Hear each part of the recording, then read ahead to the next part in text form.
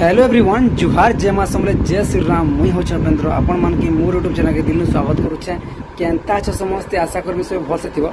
तो गाइस जेंता हम देखितला हमर गां 16 परी कीर्तनटा तार सेकंड पार्ट हम देखमा आज सेकंड दिन फिर वीडियो में स्टार्ट करबी कांजी कहले वीडियो बहुत लॉन्ग होजुतला सेति लागि रीच भी नहीं बढ़ला अब वीडियो ते व्यूज भी नहीं आला। तो चलो इनो ब्लॉग की स्टार्ट करमा। फिलहाल तो मैं टाउन थी अच्छे इनो ब्लॉग के कंटिन्यू करछे। तो चलो देखमा एंजॉय करमा मस्ती करमा भगवान को गाना गायमा। हरे राम राम राम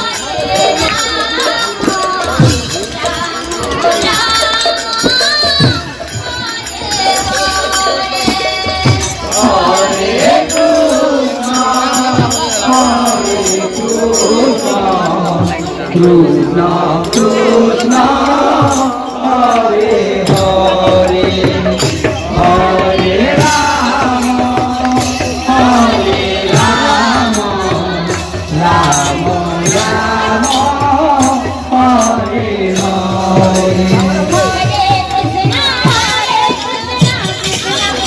নাচাবো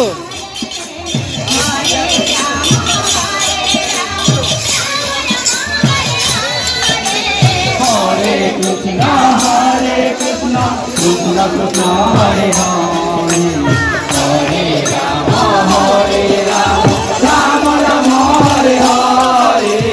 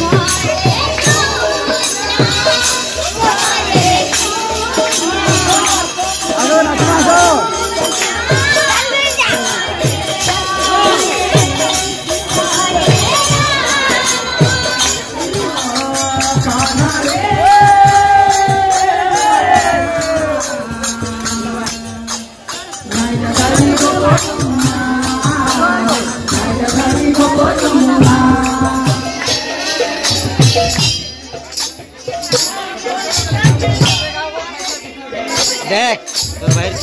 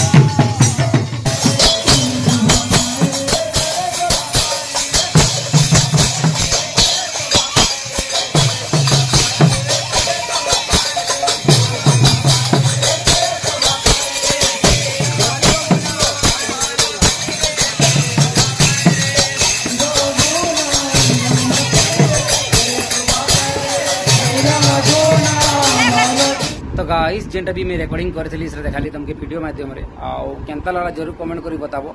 आ स्पेशली हमर गाँ लोग देखुछन हेले हमर गाँ कीर्तनटा यूट्यूब माध्यम रे देखि केते मजा लागला जरूर कमेंट करी बताबो। आ सब जगह तो मुई नहीं थई सेतिले सब देखि नहीं पारली आ जे विजुअलाइज करी देखि छे रियल जिनिसटा से तो बेसी एंजॉय करि छे।